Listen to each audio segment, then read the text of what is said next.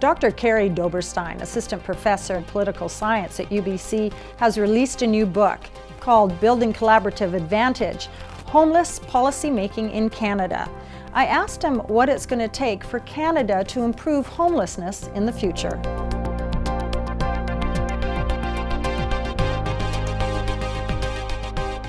To end homelessness, if you look at the traditional political science literature, it would suggest that what we need to do is to elect a progressive city council or engage a social movement to push citizenry and your elected officials for change. And my findings suggest that that's true, but that's not enough. What's really needed, based on the examination of the 3 cases I did in my book, is that civil society actors who have expertise and knowledge from the ground, know the real dynamics on the ground, must be given genuine levers of government authority and power to work with government to devise more creative and comprehensive policy solutions. What I also found is that when policy decisions are uniformly directed downwards from the top, from the government down to civil society, they encounter challenges because government relies on civil society to implement their agenda.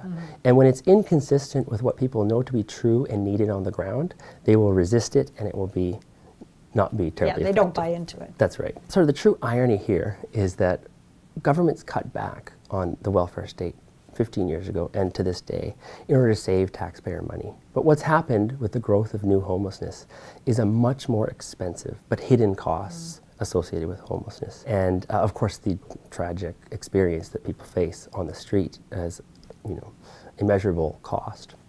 But what we've discovered in this book really is that some cities, with support of their provincial governments, Vancouver and Calgary in particular, are showing that progressive and innovative policy can emerge from inclusive and collaborative decision making.